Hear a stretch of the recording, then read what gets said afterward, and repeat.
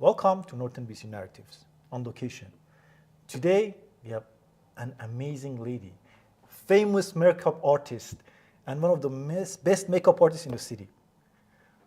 It is a pleasure to meet you and introduce yourself. Oh, what a nice warm hands. Introduce yourself and tell us what you do. Sure. Good to meet you, Z. Thank you for having me. I live in the northern BC area, in Prince George specifically.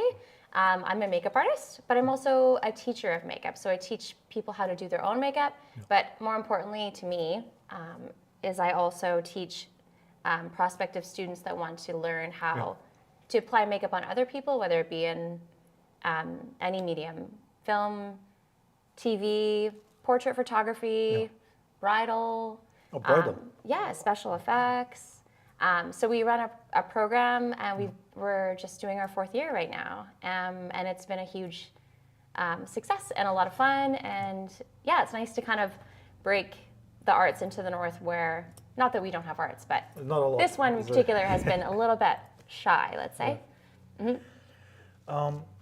What got you into it? Like when you were a kid? Like, did it Yeah. happen when you were a kid? Talk about that a little bit. No, well, I was always interested in it, but I did the whole university route for 5 years. Oh yeah. And I'm not gonna lie, I kind of thought that when I graduated, I was gonna be handed a clipboard and a pair of high heels, and then I would, I don't know, boss people around. I was studying psychology and English, and I love those things, but I could tell that I wasn't necessarily cut out for the monotony and the academic world. Although I appreciate it, it's not really where I excel. So I dropped out of university at 25 and moved back home to Vancouver and went to beauty school. Oh wow. Yeah. What got you interested to go and study psychology? Well, right? Then we moved to the makeup art, right? Yeah. Well, because psychology, the thing is about psychology, you have to deal with people a lot, and then you have to deal with people's emotion, which sometimes can be very heavy, right? Yeah. So what was the reason that you were interested in that? I've always been interested in the human condition, and to me, the human condition is an abundance of pain, joy, life, art. So to me, all of my studies and all of the things I'm interested in kind of bleed into one another.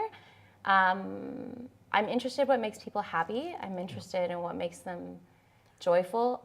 Like, there's so much psychology that goes into makeup as a woman or as a man or whoever you are. If you embrace it, it can be a suit of armor. It can be a peacock feather. I think everything is tied into self-confidence, and so much we study in psychology has to do with satisfaction, development, confidence, how we perceive people and how we perceive ourselves, I suppose. Is that a good answer? No, that's a very good answer. Talk about it a little bit. I just did. Go deeper a little bit, right? Because now we're talking about makeup and self-confidence, right? Especially for ladies, right? Yeah. So talk about, because there's a whole deep psychology about it. Oh, yeah. Can we get into that a little bit? Well, it's very interesting. Nobody talks about that stuff, right? For sure. I mean, well, when you look good and you feel good, you behave differently. Your tone of voice changes. You can command a room. They've done lots of studies where, and it's not about agreeing or disagreeing, it's just truth, whereby, say, a corporate environment, a woman was to walk into a room with wearing makeup, she herself behaves differently, more powerfully. She commands the room versus, instead of being seen as covering up or being silly, she instead is viewed as someone who commands the room and wants to be seen and is capable of looking someone in their eye, right? Making eye contact. So all of these things tend to happen, whether we realize it or not. It's just like if you wear sweatpants and you go to the store and you run into your ex-girlfriend and maybe you have a hole in your sweatpants and you're like, oh man, just come on, Z, why didn't I wear my good pants today? It's just like that. So like when you look good and you dress good and you invest in your appearance, like you tend to stand taller and treat people differently, and they will treat you differently. It's just the nature of human nature. Oh, beautiful. So talk about Why did you stop the psychology? Why did you stop? You got tired of it, or what was the problem? Well, it became apparent to me in my 4th year that I was going to have to go to school for another 4 years. If I Another wanted, 4 years. Yeah, you know. 8 years to be what? Why? What? 8 years. I wasn't so much invested in that long of an education. Yeah. I'm ADHD, Everybody here is like, oh no, I don't think Jeff is, but everybody here. So I'm really great with bursts of stamina, bursts of Yeah. energy. I have Yeah. months of productivity, and then I have months of Going up. seclusion a little bit. So if I can do something that doesn't require a lot of homework and that I can do in real time with my hands, Yeah. I found that works best for my personality, and it hasn't served me wrong because I love it. My parents weren't happy at first. Your parents wanted you to be a doctor, right? Well, they wanted me to get my certificate and have the diploma on the wall from my university, but I promised them that I would make them proud, and they always told me, do what you love and the rest will follow. And they're really proud of me now, and they were soon after I started. I don't want to paint them in a bad light, but you know, you want big things for your kids. And some people say there's no such thing as a wasted education, and I believe that, yeah. Because in the psychology, you probably learn a lot about people's behavior, right? We try, yeah. And then you can use that to, I would say, dissolve situations, right? Because, you know, the film set is crazy. Oh, yeah. People are stressed out. Some people are angry. You know, some people didn't have their breakfast. You know, there's all these emotions going around, right? Yeah, And you know, it's a lot of chefs in the kitchen on there's a a lot film of set. Yeah. And then you knowing psychology, right? You're able to, I would say, like diffuse situations, you know, make people more relaxed when you're putting makeup on them, right? If the actor or actress is stressed out, right, it helps you, right? That helps you a lot. Yeah, Let's talk it about that a has. little bit. Absolutely. Like a leading lady has a lot, or a male. Some of my hardest clients have been men, actually. Not hard, more challenging. Why? They don't like, tell me, this is interesting. It's like, I don't want to make up. So what I've learned over the years, and I've done when I worked in TV mostly in Vancouver, is that a lot of the men that were on the show were very accustomed to having their makeup done. They've been on a lot of shows. They were very well versed. And they wanted their makeup just so. So I just found it really entertaining and kind of excited by it. But they were very particular about how they wanted to be made up. So more eyeliner, they'd say more bronzer. And guys, they were eyeliner for men? They for TV? they do eyeliner? Oh yeah, oh yeah. I didn't know that. Oh, for sure. Yeah, I can't drop any names. No, don't drop any names. No. But eyeliner is great on men. I feel like more men should, like, hopefully in the future, you know, I can see you with just a little, you know, a little eyebrow gel, comb those babies into place, you know? Anywho. Yeah. So anyhow, yeah. So psychology does help because anytime you're in the service industry, and that's what I'm doing, is I need to make people feel comfortable and also like really find out what they want. Like what's going to make them happy. It's all about them. It's not about me. So asking questions, letting them talk. And I feel like I'm over talking here, but No. this is a subject that you can talk as much as you want. Listen, I'm still interested in the man eyeliner. Yeah. So tell me, like eyeliners is the black stuff, right? Well, it's usually black or brown in most scenarios, but yeah, you know. Because, you know, people from Middle East and, you know, Europeans, they have the men, they do have that, the eyeliner, right? Are we talking about the eyelids or are we talking about the eyebrow? Eyeliner is usually just where your lashes are.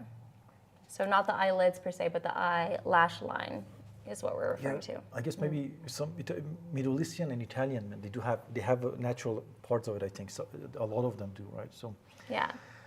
So how do you apply that? Like how does it work? Well, if it's for television, you tend to use all powders because you don't want a lot of shine, as you know. Like your makeup is perfect today. There's zero shine. This is, I think, one of the first times this happened. I think it's the first time we shouldn't. I just don't want to piss everybody off. Yeah, they know where we are. Well, there's a big light behind you, Z, and I imagine that. Are you trying to say I have oily face right now? I didn't bring any powder with me, but I know I have. Well, I should have put some baking powder. I can hook you up. No, you look great. But yeah, no, the hot lights and studio environments are different. So TV and film are very different because a lot of times film you want to look, depending on what your angle is, you want to look more humid and have a little bit of like texture and light reflection, or halation as we say in the gig. Hey. You know, I keep looking at your makeup, right? And just, you know, like, because you have to look to a lot of people when you do directing and things like that, right? And I remember many times, like we had a makeup artist in one of the films. This guy's face was extremely oily. We were in, I think, 30-degree sun. It was crazy. Like we were doing this film, right? And then she keep coming back and making it matte, right? And then I could see the shine. Then it gets too hot, right? On the camera, your makeup is like I'm very excited. It's so perfect. Like the light, the way it's wrapping around your face and things like that. Like that shows me how talented you are with this stuff. No, I'm serious. Very Right? nice. I've seen a lot of makeup, right? So this is like. It's like a director's dream, the way the light is wrapping around your face. Is, I'm ready for my close-up, see? No. Okay, so eyeliner. I don't know, I'm sorry. Okay, so most of these guys in the news, they wear eyeliners? No, I don't think they actually own any of their own makeup. They just really like having their makeup done. And I think it's something that's not talked about, and I think there needs to be... I had no idea. Well, I had an idea, but not that deep. Okay, well, the truth lies in the pudding, whereby they're done their segment on their TV show, much like this, and then our job as a makeup artist is to offer to remove it, and they're saying like, nope, I'm good, and I'm like, okay, they liked it a lot, so that's always a good sign, and they just wear it out and keep it on, so that's a check mark that you did an okay job. So what happens, for the guys, right? Is it a different type of a makeup for the guys? I mean, it definitely is. What is the difference? Gentlemen usually are, if it's studio lighting, we're going to bronze them up a little bit and pay attention to their ears and their neck and their hands, because we want the hands to match the face always, right? That's a giveaway for bad makeup artists. So, green. Yes, if they're pasty and they're tan here, we didn't do our job. So when I did TV makeup, it was always depending, like full body or arms and hands. And especially ears and like behind the neck, depending on what's showing. For gentlemen, it's definitely like a light foundation and lots and lots of powder and bronzer, eyebrows to make them look, eyes are the window of the soul. The right? soul, right. We want to capitalize on that. But not a lot of lipstick, not a lot of blush. It's a lot of bronzer, a lot of powder for gentlemen, and a little bit of eyeliner. Some people like more, like I said. But yeah, and let's face it, like Z, your hair is very full and beautiful. You are a lucky, fortunate man. But my job as a makeup artist for 2 years was basically powdering The hair. Powdering bald heads. Oh God. Yeah, because the light hits it, and it's like it's like a lighthouse of shine, and so that was interesting. Both. Do you add hair in there, or you just put the color? How does it work? Just powder, but you have to. There's a technique. On the bald area of the head. Yeah, because no man is really bald. They usually have hair here, some there, some everywhere. It's not like a smooth surface. So you have to be tricky. Also, make your client comfortable while powdering their head. So you have to distract them because they know what you're doing, but you have to keep them busy because they don't like it. So. Yeah, it's the truth. It's the truth. I know it's the truth, right? Yeah, day in, day out. I did powder a lot of heads, and it's the way she goes. But everybody wants to look good. Yeah. At the end of the day. Yeah. And being able to make someone not avoid something, but just get your hands dirty and do it. Yeah. So the powdering, what kind of a powder is it that doesn't melt if they sweat? I've never come across one to like stop sweat because that would probably be unhealthy. Yeah. But they lose all the hair. Next time you see, you have to give them a wig, right? No, it's okay. We don't want to stop the pores from working because Imagine. It's kind of important as a human to have fluids coming, exiting, and entering. Yeah. But yeah, it's more about the tool than it is the product.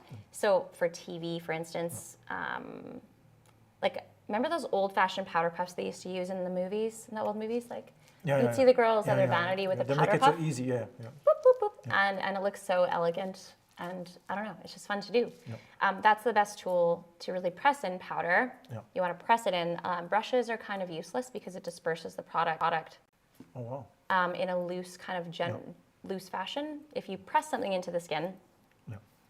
you know, it's kind of like if you were going to paint your wall. Like if you grab a loose, big brush with lots of bristles, it's going to apply things in a fashion that's not very assertive. Whereas if you take a sponge Yep. and you press it in, you're going to get lots of coverage and it's going to be very effective.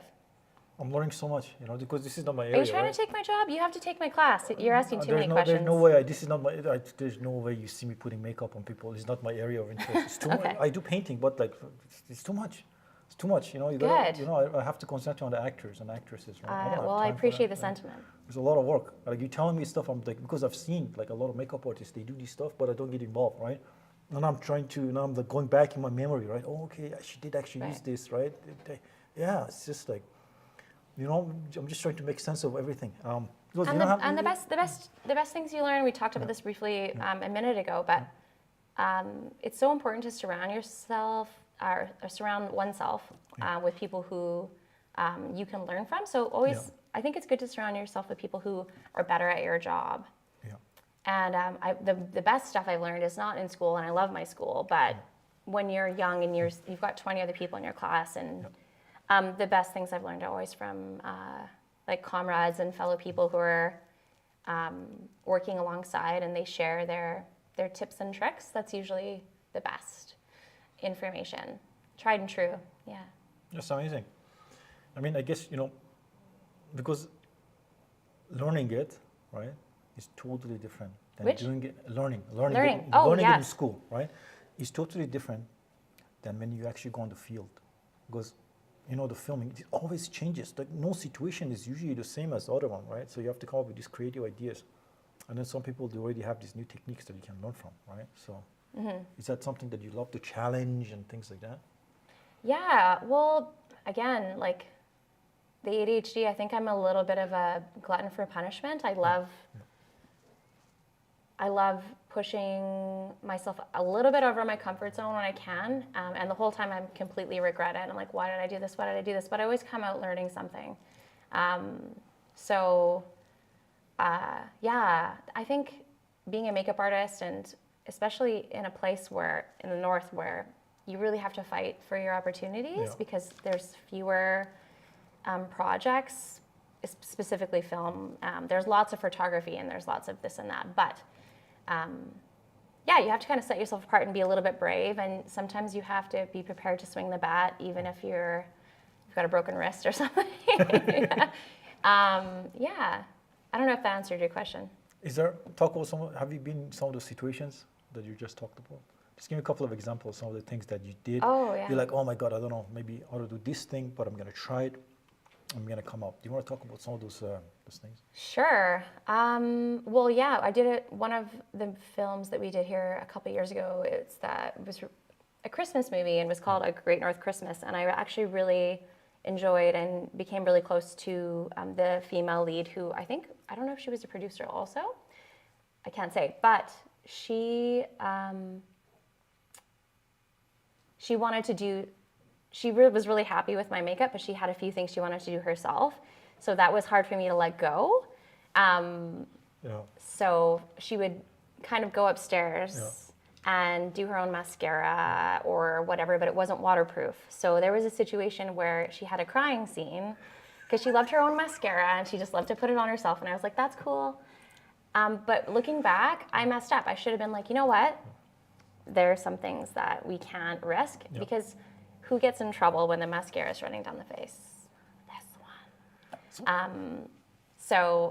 And it's easy to fix, but it's also stalling. You're taking time away from, you're pulling the actress away from set, and now you're eating into production time, and you're not very popular, and you can feel everyone's eyes on you. But because I was so happy to please the actress, I put myself in danger because I just wanted to be a yes person all the time. So I think if I learn something, there's certain things I will say, I'm sorry, that's not going to fly today. Like, take it up with so-and-so. And I think the more you know, the more assertive you can be, but it's for everyone's benefit. Yeah. Anyhow, mascara. We call it mascara gate Yeah. on film. It was like black. It looked like something from a horror film. And I fixed it up in like 5 minutes. What happened? You saw it on camera, or were you getting a heart attack? Because you know what I mean. Heart attack. Everybody's doing, you know. A complete so heart attack. Tell me. I want to hear the whole thing. So you were.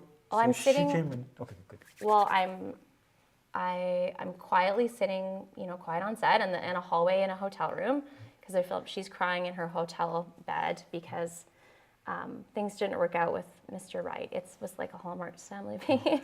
And then I see on the monitor, and everyone in the hallway goes, and it's like black pouring down her face, like in rivers. Yeah. And of course, that's like a glam makeup. So we've got powder, bronzer, blush, highlighter, concealer, setting spray. These are all things now to wipe off and reapply like yesterday. So no problem. All I was concerned, she could tell people were, because she couldn't see herself. Yeah. She was, and we were like, no, final touches, we need to touch you up. And she couldn't see herself because we're in a hallway in a hotel. So that was good. She was like, is there something I need to know? Everyone's kind of like, and I was like, you had a little mascara run. Yeah. It's okay. Yeah. We got this. But the director... was he freaking out? You no. Can't, because if he freaks out, then the actor will feel it, then that's it. He in particular had a really great demeanor, and he sets himself apart in that he's very conscious of... feelings of the act. Right? Well, yeah, that too, but just like positive reinforcement was kind of more his style. He was very assertive, but he was not a screamer on set, and he was like, he actually said like, thank you for fixing that so quickly. So when the director says something nice to you, it's a good day. Because you want to stay out of their way. Yeah. You want to stay out of their way. You don't really want to bother them, but if they say something nice, then that's good. What are some other incidences that these are interesting, you know? Yeah. Yeah, you just imagine, like probably you were... Well, just 2 weeks ago, we did a film in town here, like a little bit out of town where it's a bit more rustic and more trees, a little bit more landscape, kind of farm community. And it was really cold. It was minus 25 when we were filming, right? It was that cold snap we had. Yeah. So the director wanted like lots of blood on, it was a World War II film, first of all. So we're in a foxhole, but the actors need to stay warm. So I applied liquid blood because they wanted it shiny. Yeah. He's had a rough battle. But between every take, they would put on his big gloves. Yeah. And so the blood would just go all the way all over the place. And then he had like a red hands. So if I'm working in the cold again, and I politely asked him, like, you can't put these gloves on after this is on here. Common sense, right? But he was a child actor, so... Oh, God. We just have to... You need to touch his face, too. And then in order to get into the foxhole, it was a legit foxhole. Like, it was hard to get out. Yeah. So every time I had to do final touches or a makeup touch-up, it was, like, scooch down on the muddy embankment, slide into this thing, and then someone has to, like, haul you out. So... You know, I made mistakes. Yeah. Looking back, I would say, you know what? I will do this if I'm going to do this, then he can't be putting his gloves on. If he does need to, maybe I do something that was like absolutely transfer proof, but then wouldn't necessarily have that reflection. So I learn a lot, and each time you learn, and nothing is perfect, but all you can do is say thank you, be respectful, and have good manners. Yeah. And so for continuity, and I don't know if everyone knows what continuity is, but you want to explain it? Most people, they don't know what it is. No, you should explain. This is the part where you get to talk. Okay, perfect. Okay. So when you do continuity, everything has to match to the last shot. Because if it doesn't match, then people will realize, right? And there goes your film. People are going to make fun of you. Yeah. So if my hair is like this one scene, and it goes like this in the next scene, and it's back and forth. Yeah, it's just a jump in the shot. Then everyone catches it. Right. But you'd be surprised how many, in a lot of films, they don't like, you see it, right? I think a couple of the films, I cannot say, like it was like old times, nights and things like that, and they're running down this, they have watches on, right? And then there's an airplane. I'm like, oh, wow. Somebody, right? So it was really important, right? So talk about that a little bit now. Well, yeah, so the next day he had to have red hands all over. Because I was like, well, the first take was the only take with the actual like blood splatter. The gloves went on, came off, on and off. We now have like rosy Kool-Aid red blood hands. So I talked to the director and I said, listen, I know that our first take was like, had all this great blood patches, but because of the gloves that were beyond my control, I don't want to displace responsibility, by the way, but red hands. So I just said, I'm just going to do that same thing just for continuity. And she's like, absolutely. And she appreciated me mentioning that. So I kind of, I don't want to say screwed myself. Is that a bad thing to say on this show? Is that a naughty word? Nobody. But then I hopefully kind of circled back and saved myself on the same breath because How? I hope. No, say, how do you save yourself? Tell me. Save myself? Yeah. I did a makeup that I was less happy with for the sake of continuity. Oh, okay. So Which hurts inside. Talk about that. Well, it stings because I would much rather it look the way I made it the first time. Yeah. But if there's going to be, if you're working at minus 25, you have to understand that all of these actors are going to be throwing on jackets and hats and hoodies and all the things between every take. It's not like Kelowna, where you might have to deal with the breeze.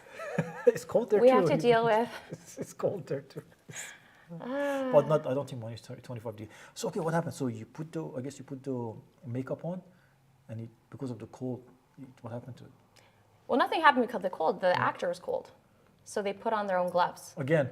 Like they're dressing up and they're rolling up their sleeves or pulling them down, and you know, like when people are cold, all that matters is that you get warm fast. So working in the cold is hard, and as a director, like batteries won't work. Things don't communicate properly in freezing temperatures. Like technology just tends to kind of, in general, like things are just tougher. Yeah. You know, like you have to have a thick skin. I'm much more interested in doing makeup in warmer climates in the future if I can just put it out there to the universe. Lady, everybody. Yes, please. Looking for plus warm better. 10 is all you need, like just 10 degrees. So what happened to the thing? It wasn't good, right? Or what do you mean it wasn't? You saved yourself. What do you save yourself from that? Well, no.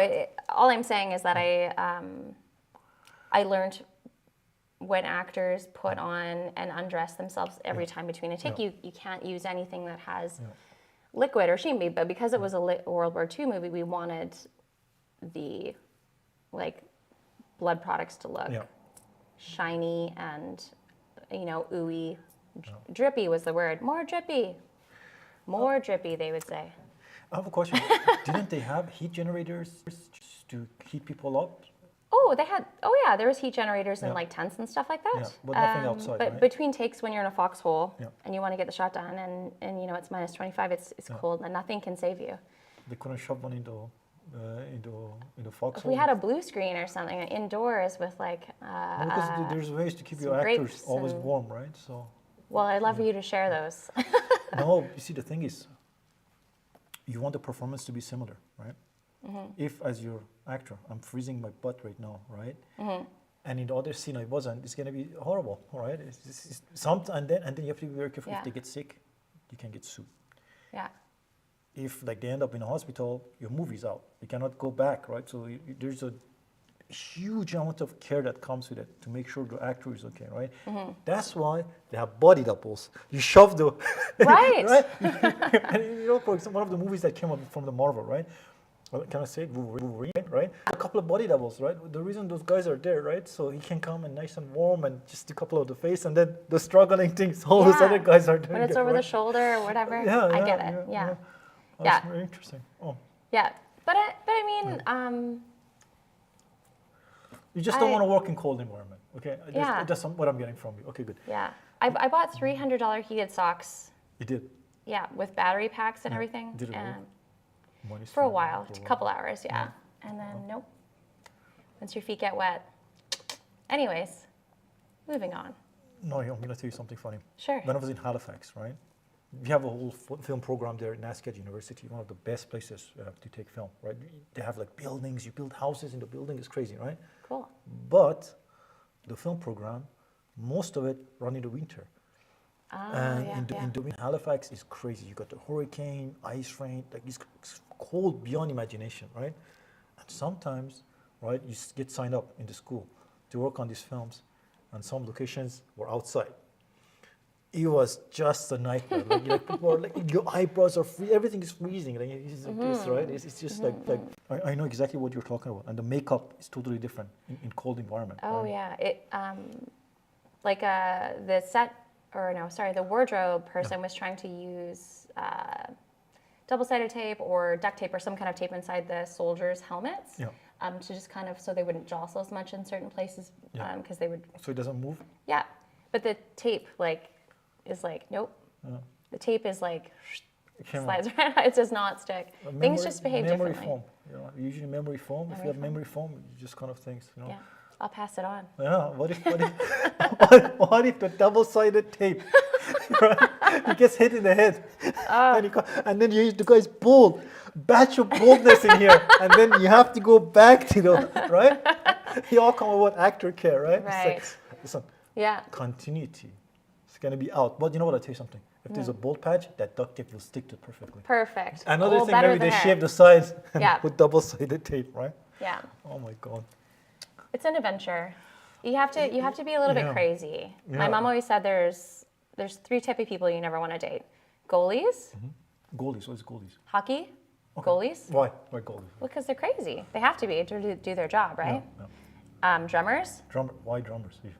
Well, they control the whole song. They're in charge of the beat. They're like, wow. yeah, they get the least praise, and they're the most important. I didn't know that. Sure. Oh, wow. And I can't remember what the third one is. I'm gonna go with. Bold. You feel this is where Z fills in the last one. You can use director or no, just kidding. But you have to be brave to be in the arts. You can't. Yeah. You can't be comfortable. You have to accept that being uncomfortable is going to be the name of the game at sometimes, right? Because there's so many crazy things that happen. Crazy people, crazy people. environments, crazy ideas. You know. I want to interview you so bad. I want to know what your craziest moment was on set that you can talk wanna hear about it? without hurting anyone's No, feelings. I don't care. You know, Okay, good. You know me. You know. Yeah, just- I want to hear.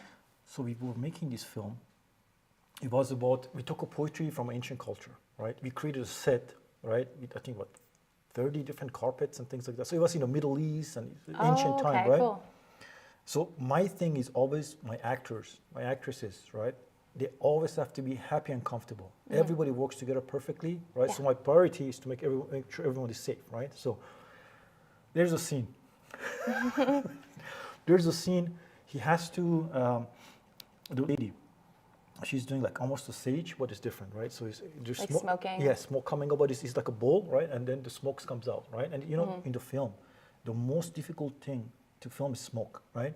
Oh, Atmos. Yeah, so I had to make sure the smoke is going to be crazy, right? Yeah. So I get all this sage and all this extra stuff, and I put it in there, right? And I'm like, okay, we're on the set, I got to take it out, right? So I take it out, and I put it in, and it just like the fire, right? So it catches fire. I'm like, oh, good, so it's good, right? And I see everything is burning. I'm like, you know what? I got to put this out. We're filming, right? So I start blowing Hurry into up. it. I start blowing into it. I start blowing, so you exploded, right? And then my eyelashes burned, my all my eyebrows. I think I have the picture. Everything burned, right? But it's smoking a lot. So I ran to the stage and I'm putting it in. And he was looking at me like, what the heck is wrong with this? Like, okay, action. Let's go. That was one of the craziest moments. A lot of stuff like that. That's fun. You're committed to the craft. Yeah. You didn't take a minute to cry about your eyebrows. You just went and did the Yeah. thing. I don't care. Yeah. You know, it took, I think, 4 months for it to come back. Yeah. Because I burned all these too. This took a long time to come back, right? Yeah. It was something beautiful. Well, it's okay. It's okay, right? Well, it didn't burn your skin, or it just got the actual hair. It got the hair. Maybe it burned a little bit of my skin, right? Okay. But like all this in top of here, it was all like brown, right? And then Oh, like toasted. yeah, and then you know my eyelashes, they were half of the size, right? And I could smell it, you know the smell, right? But I have no time. I have to run. The smoke is coming out. Run to the building, Yeah. you know, put it in their action, right? And Did you get the take? of course I did. Good. We did a couple of takes. A lot of stuff like that. Good. You know. Congratulations. Thank you very much. It was. I still have the picture. I'll look at it once in a while. Nice. Yeah, it was something. Cool. Yeah. How many films have you made? I made a lot of films, but my favorite film still to this day is that film, because I had total control over it, right? I did whatever I wanted. So you don't have a fire safety manager because you were in control. Yeah. Well, we weren't gonna have fire, right? So, but I'm Yeah. like, you know what? I gotta make this as real as possible, right? So. Good. There were a couple of fires in the last one I worked on. We don't want to talk about it though. Yeah. But You had fires, right? oh yeah, we had some fires. Yeah. We had some fires. Everyone's safe. Yeah. Everyone's okay. But there were fires. It's funny that we had as many fires in a cold environment. But that's the thing when there's propane heaters to keep everybody warm, and everyone's wearing plastic, basically, like these big, heavy, wintry coats. You try and stay warm, but before you know it, you're sitting on a propane heater. God, I didn't catch on fire. I just like to point that out. We can. Yeah, I mean, like moth to a flame a little bit. It was just really cold. So, but yeah, that's thank goodness for Hot Pockets. Those little shaky guys you put in your mittens. Yeah. You know? I never used it, to be honest with you. Oh no, I always took the cold. you're just too tough. No, it's not tough. It's just like too much work, right? You gotta put it in, and then you have to keep taking it out, right? I lived in Winnipeg for a while. Oh, Winterpeg, you mean? Yeah, it was crazy. One time I thought I was gonna die, but I didn't. Well, it was so cold. They're yeah. brutal. And something happens to you as well. Like Winnipeg? it was interesting it's interesting when you work on a cold set because you don't have a lot of opportunity to talk with the crew and I like talking to the gaffer and the grip and stuff like that when I get a chance. But everybody was just like, because you're so cold, you don't talk. You gotta preserve that energy, right? yeah. Like, And everyone's mouth, and all you could see was their eyes because they had scarves all around to keep all their little ears and bits covered. So it was interesting. Yeah. And then in the snow too, like when it's quiet on the set, you can't even rock your foot, right? Because it's the ice underneath you. So you just have to. You can't even because it goes into the mic. Can't even move your shoulders because it's going to go into the mic. So, yeah. Anywho. Oh, that sounds. It seems like you had a very interesting experience. This is we crazy. just finished. This weather is like we had plus 20 the other day. No. Frostbite. So. No. I did need a manicure after though. Hey, was this your first time working on a cold set like that, or? No, I worked on a few. The coldest one I worked on was in. Oh, so there is one more worse than the one that you. Oh yeah. Okay, let's talk about that. It wasn't worse. It was different, but we were. There's a community a few hours east of Prince George, closer to Quesnel. It's called Wells. There's a historical site called Barkerville there. Oh yeah. So oh my God. These islanders from Vancouver Island came up to shoot a movie about a prospector that was kind of trying his hands at becoming a bounty hunter in the frigid temperatures. But the elevation when you get there is, I can't even tell you, so high. But then we took up these, what do you call those? Little snowmobile jobbers up the hill forever and ever and ever and ever and ever and ever. And it was like on top of the world. I can't believe how high it was. How long did you go up there? How it takes for the thing to go up? Oh, I don't know. Like maybe 20 minutes. 20 minutes. Just going straight up. And then you're already high at the base. Anyways, it's a gold mining town, so it's in the middle of the mountains, and it's basically, you have this community in the middle of nowhere, and there's one road in, one road out, but you're in a mountain town. You might as well, like Kris Kringle could live there, and no one would know the wiser, anyways, that was cold. Yep. So,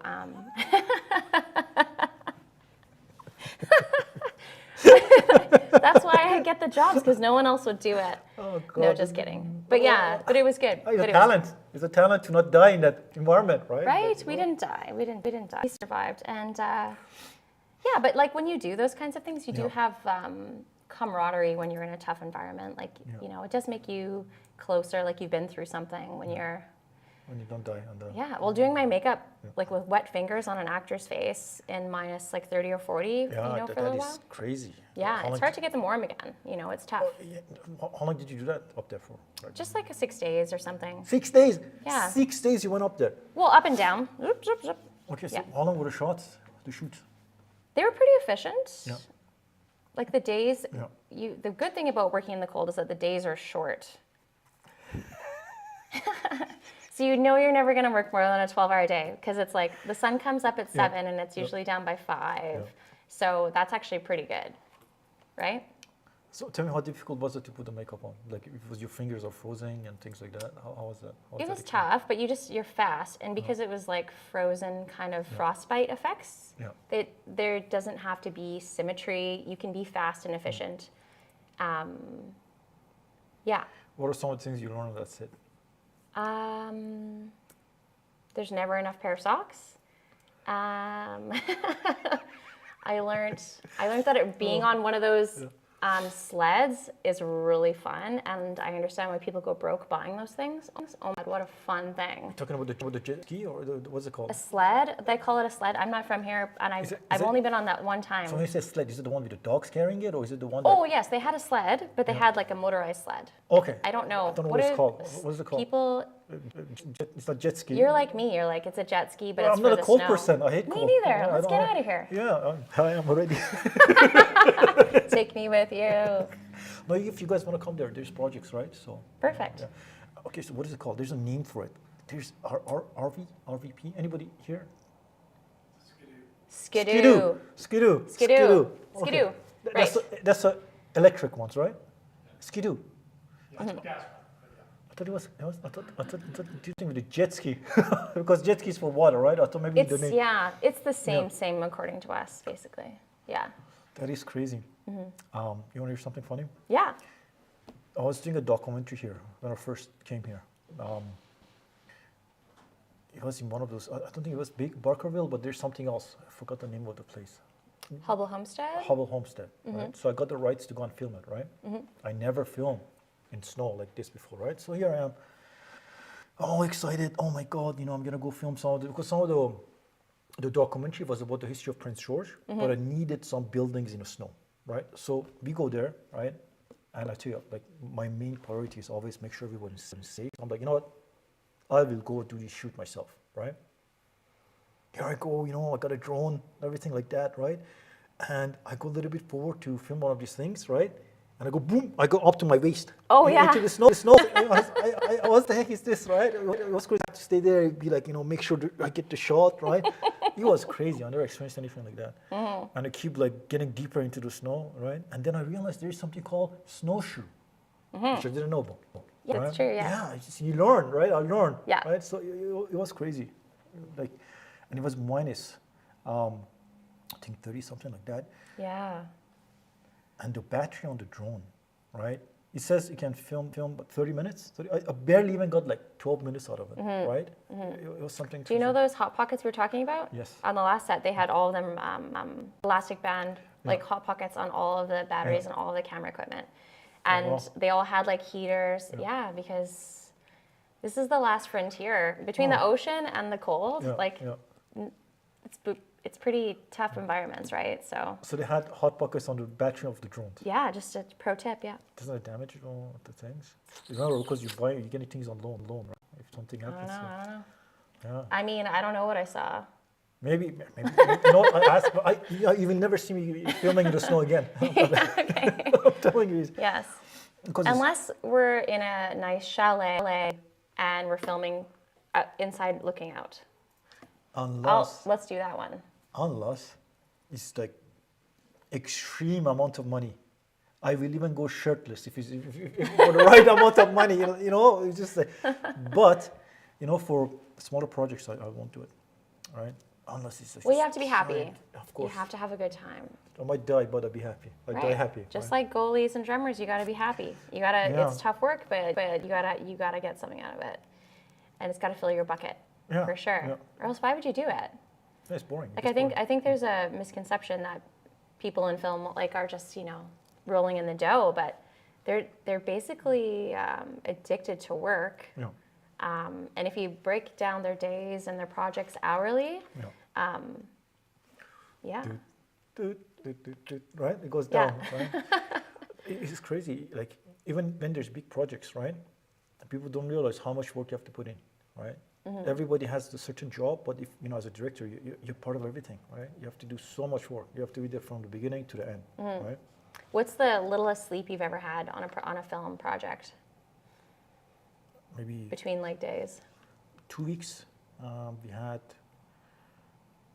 I actually slept maybe 3 hours a day for 2 weeks, right? Because I had to finish this film. We only had 2 weeks to finish, and then it was a lot of work.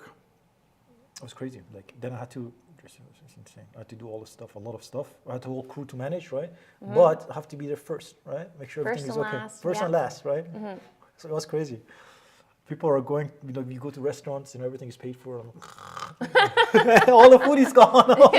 I started like, Slept through your dinner. yeah. I think on one of the shots, where was it? Was it Osiris? I don't know where it was, but I remember we went to this. Was it Domino's? No, not Domino's. The Boston is it Boston Pizza? The one that guy's on it, the gourmet one. Is it Boston Pizza or something else? Panagopolis. Oh, okay. I There's don't also remember. red tomato, which I just had the other day. Shout out. Oh, So good. Look at that. Yeah. So anyway, we went there, right? And I was so tired. I'm like, like this, and everything was gone. I was like, hey, what do you mean? It goes, you ooze, you lose. So, but I think that was the most difficult project right then. Like 2 to 3 hours of sleep a day, and then preparing everything. It's crazy. Yeah. You just caffeinated, I guess. Yeah, I drink like a lot of coffee. There was also those pills. I don't know if you know. It's called Wake Up. The cup. Oh, yeah. It wasn't good, I tell you. But when it was finished, I was so happy, right? I slept for a couple Well, of it's days. a burst of energy. It's a burst. It's a lot, but it's a short time, right? So anyone can endure anything for 2 weeks. Yeah. I loved it though. I love what I do because, as you say, I have ADHD, right? So everything has to be specifically for me, right? And when it comes to things, everything has to be organized, or I just can't function. Like everything has to be organized in different sections. Right? So you have that too, right? You know what I mean? I hope so. when I mean, you I'm do- thinking about a lot of things at once. When you do makeup, right? As a makeup artist, all your box has to be arranged. You have all your colors, right? Yeah. Everything is in a certain section. Your brushes are all neatly organized, right? I hope so. Yeah. Starts out that way. Okay, yeah. No, but you're like that, right? Yeah. Well, I'm a person. A lot of people want to have every toy in the kit, and they want to have every new fad and every new color and every new thing that is flashy and new. Yeah. I like to incorporate like new products all the time, but I prefer to have a smaller kit and like really know, trust, love, rely on my tried and tested products. And I do. That's the thing. That's why I won't do makeup out of my studio really, unless it's for a movie or like one of my favorite photographers. But I need my flat surface area. This is not enough space. No, this is not space at all. This is just a No. space so we could film, right? So This is like actually, this is enough room for some Kleenex. Don't give me this. What's it called? I forgot. Eyelashes, eyebrows, Yeah, eyeliner. Eyeliner. Yeah, this Yeah. is enough space for eyeliner. Yeah, this is the eyeliner section. Then we have the lipstick section. Yeah, so space, having flat surface area. Yeah. Whew, it's the way to my heart. Is flat surface area as a makeup artist. Yeah, so I like to have a controlled environment with good lights, good lighting, natural light preferably, warm, dry, and good music. Good music. When I go to a wedding and they have no music playing at a hotel, and it's first of all the lighting is bad. It's dark. It's meant for sleeping, and then there's no music. I just can't operate like that. We need good lights. We need good tunes. Some of the thing with wedding is they think that everything is a miracle. If they don't, because sometimes when there's no good light, right? They think that cameras are already performing that thing. But there are some cameras that can perform, but still, the lack of light, horrible. And then the makeup doesn't come, right? Because you keep pushing the ISO, right? So it's like, and then it gets it's interesting. And then you have to filter and then you have your Oompa Loompas that come out or they look like anime. Understand. Talk about some chaos stories when you did makeup artist. Chaos? Yeah, chaos. The film. More chaos? It's such an interesting subject. See, the thing is, Yeah. let me tell you, right? People are like, oh, you're a cinematographer. Oh, you're a director. Oh, you're gonna make this. Oh my God, you're so lucky. Such an easy job. They don't see. For example, for some shots, when you're a cinematographer, hey, you gotta go halfway into the water to get the shot, right? Even if you weren't prepared for it, you're getting wet. Doesn't matter, right? So, or when you're going on a set, right, in a location, right, it's not perfect. Some things can go wrong. Oh, right? yeah. So talk about the chaos. People, they think it's a miracle. They see the shots, such a beautiful shot, but they don't know just that one shot, one shot. For sure. There's a couple. One of the other movies we did in the summer, Well, yeah, a bunch of things. Like it was like, of course, it goes from -30 to +30. Yeah. So people are getting sunburnt and like passing out in weird places in cars because they're not wearing their sunscreen or the hats like they should. Yeah. But also, we did this one, like just specifically as it pertains to doing makeup. Like they put us in a barn house. Barn house. Yeah. Okay. Was there anything interesting in there? Spider webs. Oh God. They were walking into spider webs Yeah, and I hate the lots of spider feral webs. cats. In the barn. Yep. So it was, the odor was not pleasant, but that's why you need a lot of paper towel, make a clean area, Yeah. a lot of hand soap and water, and and then you can't wait to get out of there. But yeah, depending on the locations where you're filming, like you can't say what it's going to be like. It is chaotic, and the thing is like makeup is so important, but oftentimes I'll do, I'm sure you can understand, but people expect us to perform like full glam makeups in like 15 minutes tops that normally we would spend an hour on, Only 15 minutes? You can do it in 15 That's what minutes? I get. I get 15 minutes. You can do it in 15 minutes? Yeah. How is that possible? Because usually you have to have a special room, for all that stuff, and then with proper lights for you to see. That takes at least 1 hour, 2 hours, 2 hours. Well, you just have to go fast and trust. Sometimes the best makeup happens when you like stop flapping the lips, because I can be chatty. But I, being ADHD again, I feel like I work well under pressure. I may like be a little bit adrenaline killed after, but it's okay. You can make anything happen. 15 minutes. 15 minutes, full like glam Are we saying makeup. 50 or 15? 15, 1-5. 1-5. Oh yeah. But she did her own mascara. She was the one who cried it down her face. Oh God. So God. if I had had that extra, just kidding. Yeah. But yeah, it's just wild. I mean, the most chaotic part is just dealing with all the personalities. Yeah. And for me, like being quiet, like I'm a very loud, outgoing person. So learning to shut her down, that's chaos for me. Just being quiet and still for that many hours. Whew. Yeah. It's too much, eh? I actually would rather do a quick makeup in 15 minutes and be stressed, because at least I get to move around and do something. So when you do it fast, what happens when you do it so fast? Like, do you have to cut some corners because when you do it that fast? No. You just go crazy on it, right? Well, you just learn shortcuts. And people, like when I teach makeup, it takes them an hour. But I can do it faster. You just I don't even say you cut corners. You know what's important, and you can just be more assertive with your tools and brushes. If you're gonna do a fast makeup, you definitely your actress needs to have their own like blender. Okay, so they have to have some stuff done before you go, or there's some tools that just make it easier for you. Like if I'm gonna paint your face with a little brush, it's going to take that many passes, right?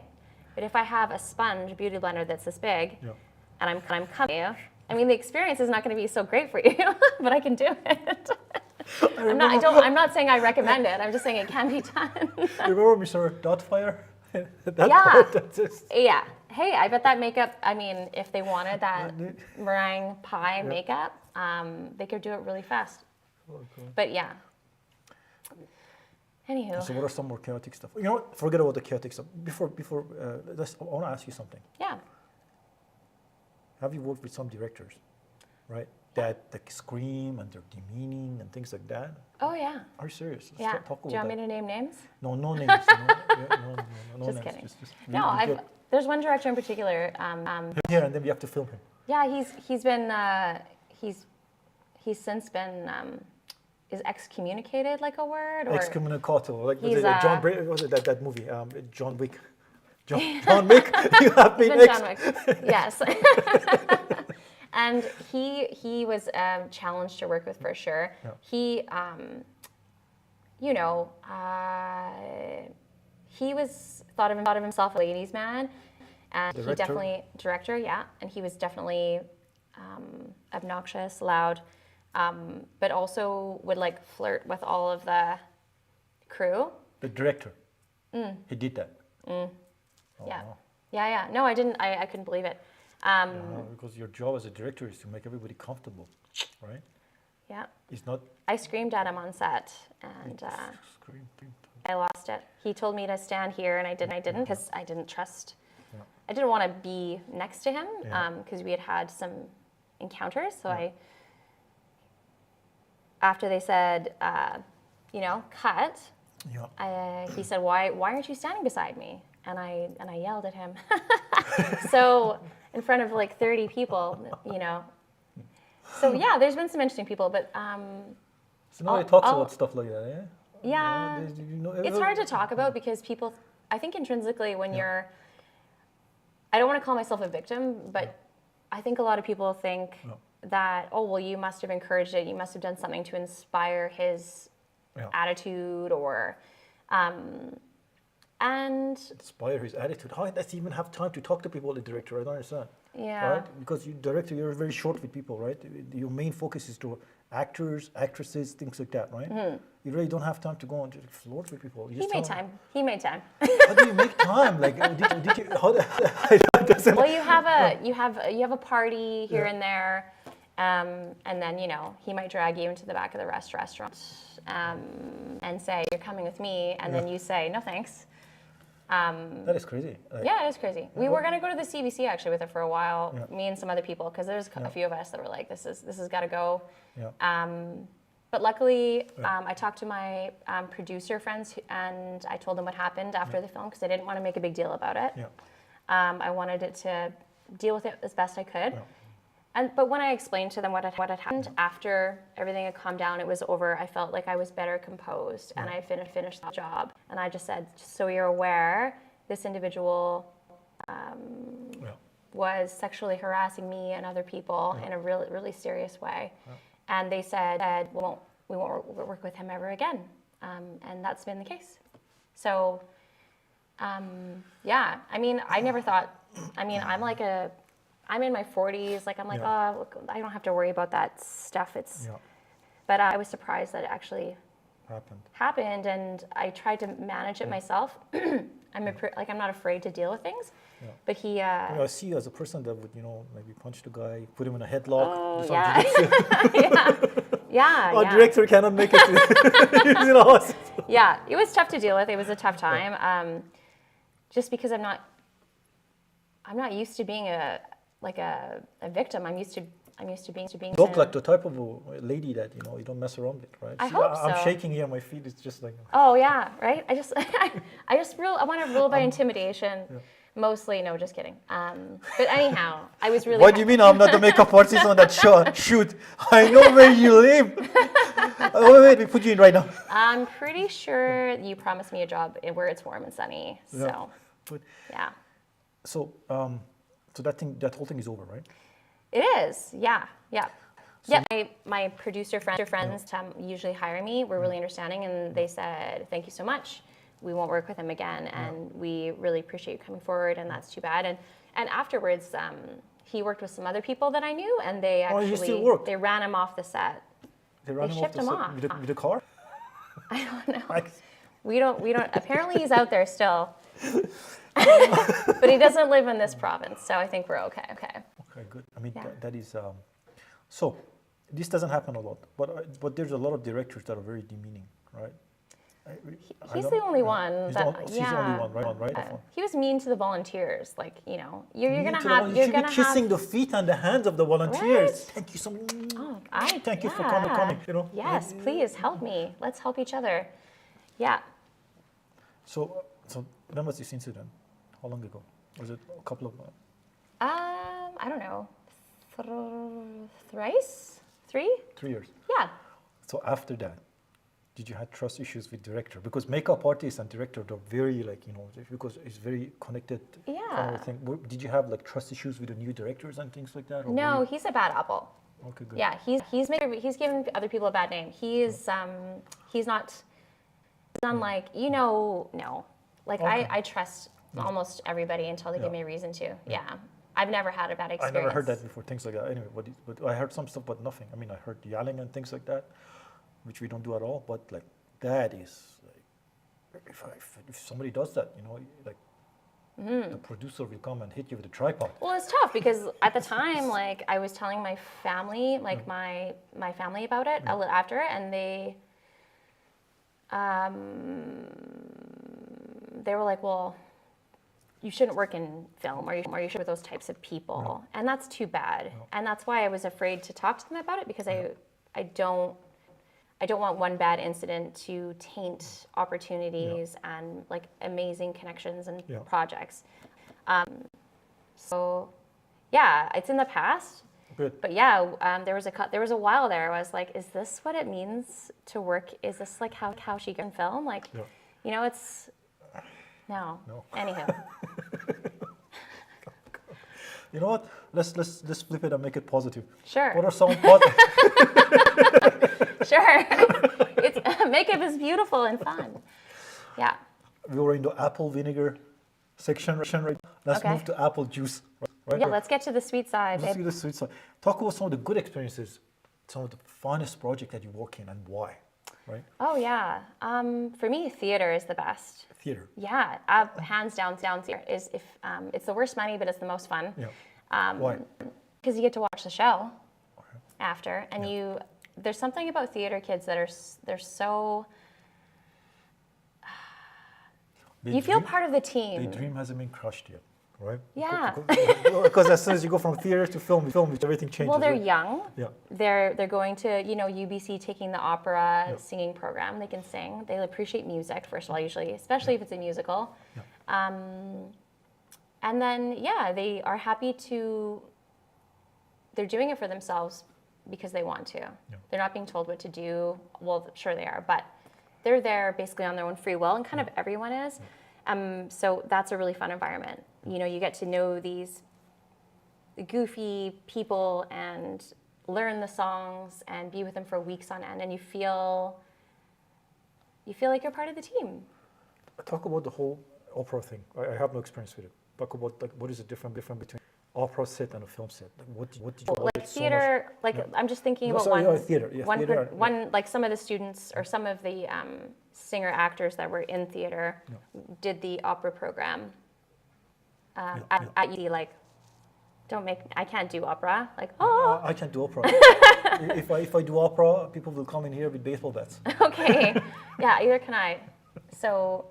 But yeah, I love that's really fun too. Yeah. And then I really love portrait photography, especially like boudoir or helping women who are like, perhaps they're going through a tough time or radiation, chemotherapy, or they're about to go into, and they want to have a picture with their, or like there's an opportunity to really hear people's stories and embrace their journey and help support them, cheer them on.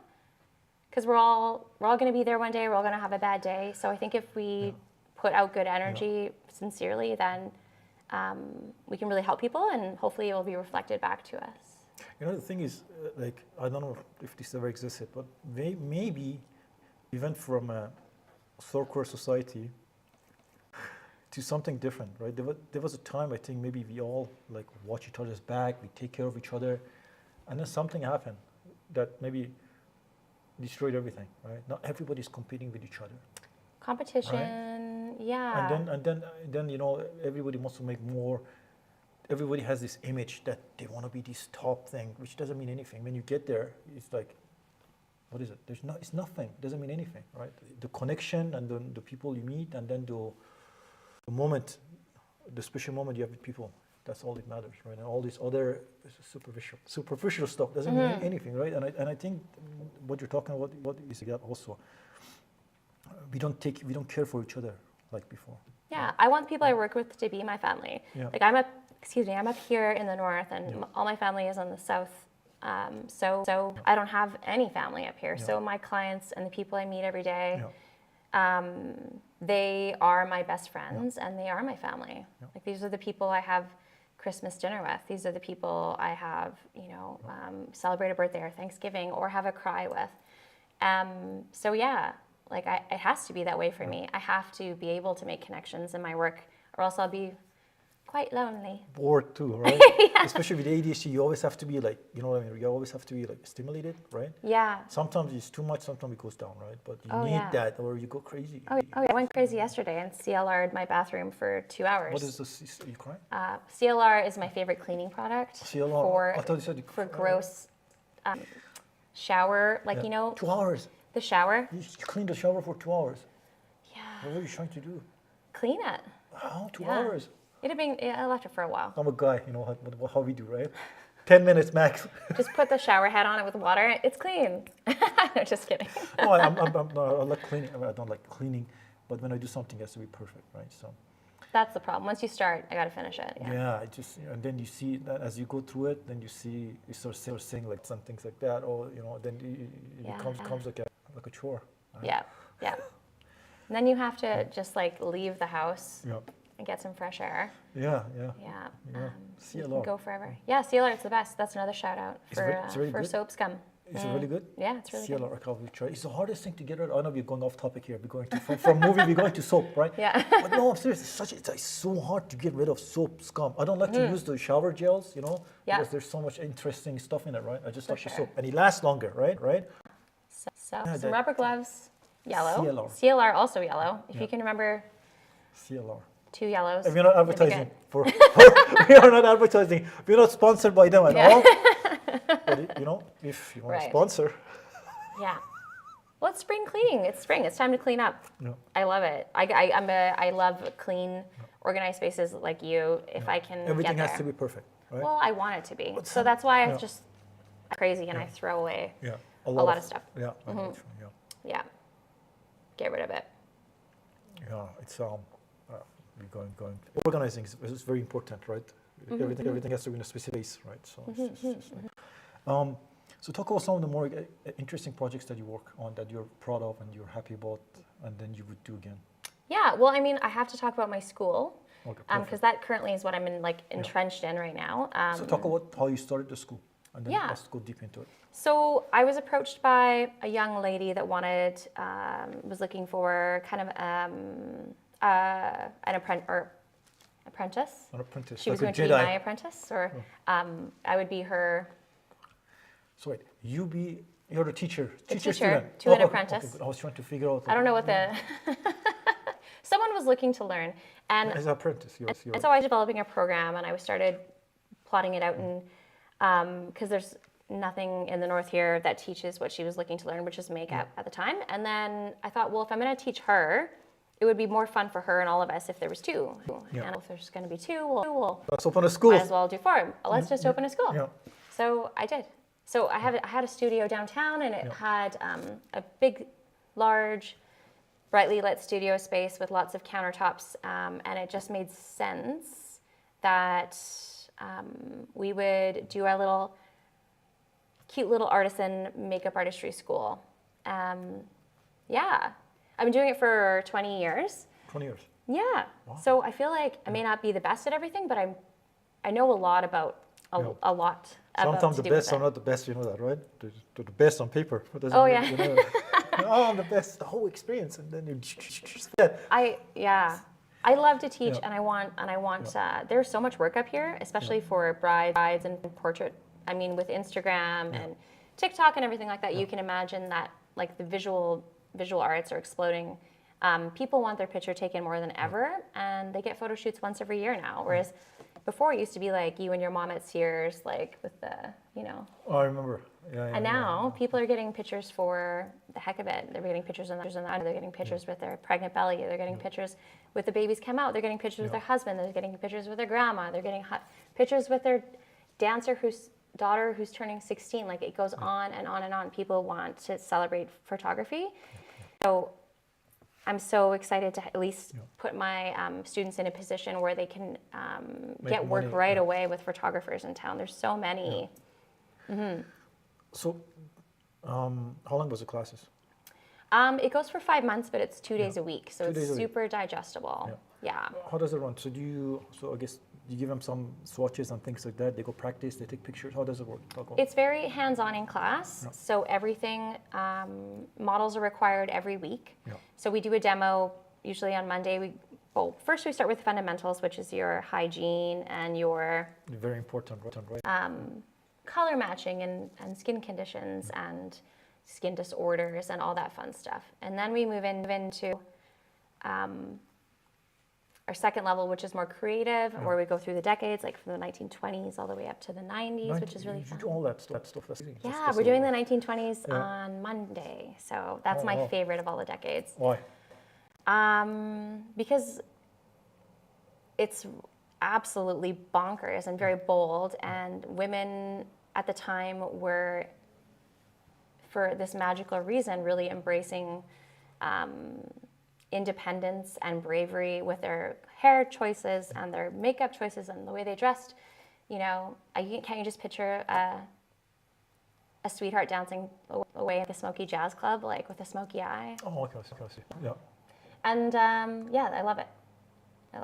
It's makeup that is meant to be seen and not meant to be hidden. And then makeup kind of went through a whole trend where it was something bad and to be ashamed of.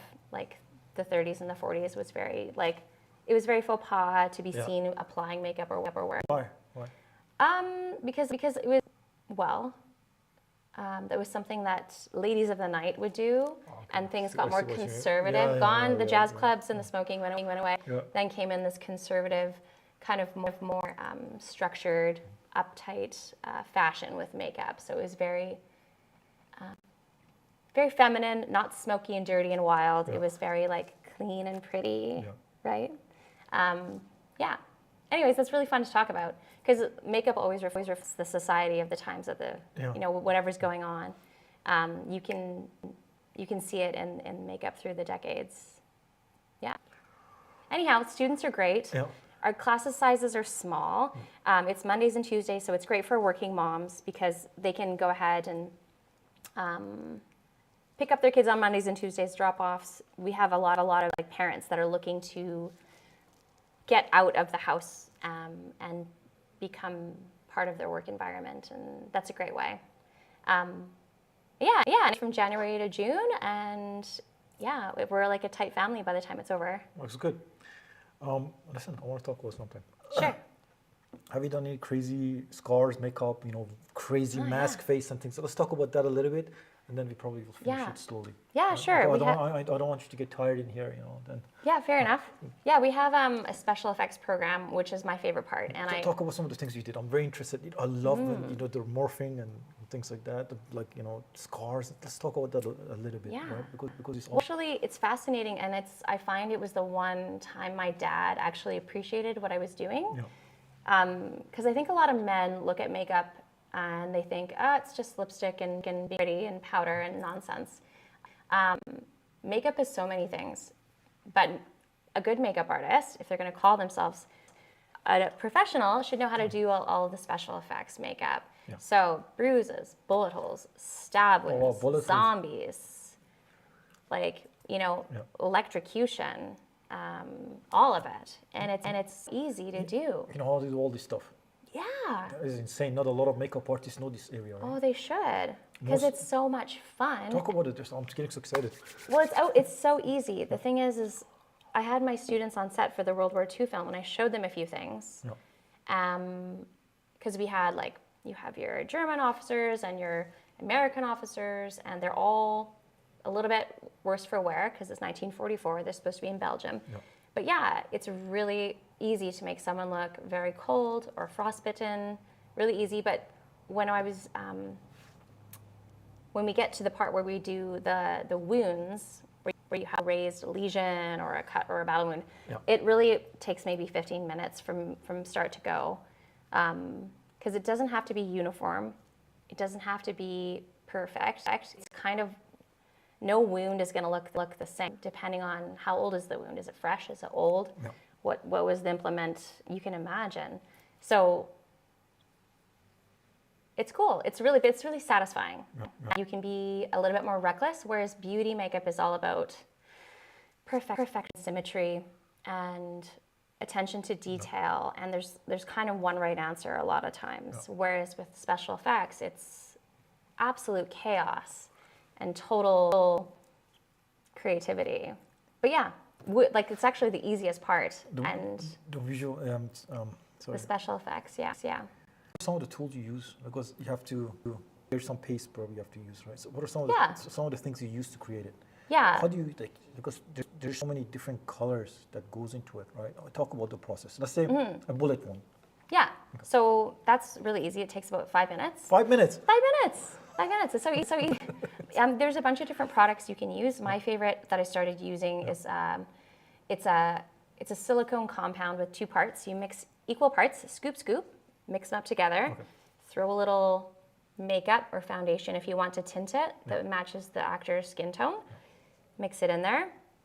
You can clean the skin, and then what you do is, well, for a bullet hole, the easiest way to do is to make a Play-Doh snake. Play-Doh snake. Play-Doh snake. You know how to make a Play-Doh snake, right? Yeah. Who doesn't? Turn it into a Cheerio. Yeah. Cheerio. A little Cheerio. A donut. A donut. Okay. A tiny little donut. Got it. Put it on the skin. Say it's on the head. You're gonna put that little guy down there. You're gonna take even the back of your fingernail or a tool or like a wooden spatula or anything, and then you're gonna smooth out the edges so they're flush with the skin. Clean it up with a little 99% alcohol so that there's no bumps. Smooth. Yeah. Then you're going to kind of make the insides less perfect. Maybe you make some nicks so it's a little bit flared. Yeah. Because nothing's perfect when you get shot in the head. There might be flesh going that way or this way, right? Nothing is being a shot in the head. Right. It's just tidy. So you want to be a little bit messy, a little bit like asymmetrical. So maybe there's some skin this way and that way, but it has to be small because you don't want it to be. I mean, bullet holes. You don't want to be Yeah, you got to make it realistic. tank size. Imagine. Yeah. What is this? How come you say this? Well, it was a cannon. I thought you said cannon. No. Then you can let it dry. Yeah. I like to then put pores in it with a little pore sponge. What is a pore sponge? It's a stipple sponge that has little pokey and stabbies. It kind of looks like a SOS pad. Yeah. You don't use that, by the way. It's a, Don't. what is Okay, it? let's not talk about cleaning products anymore. We got to talk cleaning after this. okay. Anyways, throw some pores in there for texture so it doesn't look so smooth, right? Because we all have pores in our skin. Yeah. Throw that on there. And then I like to set it with a little bit of latex, which adds a little bit more texture. So the latex is just liquid, I guess, right? Yeah. Okay. Yep. You can do that. And then a little bit of powder. I'm just trying to figure out what, because again, this is not my area, right? Yeah. I don't know much about all these products. I just know they put it on, it looks good, right? Yeah. Just like, oh, good job. Well, once you do it once and see it once, you can do it perfect the next time. No, I will never do this I could show you. I could give you 10 minutes. You could do a perfect job.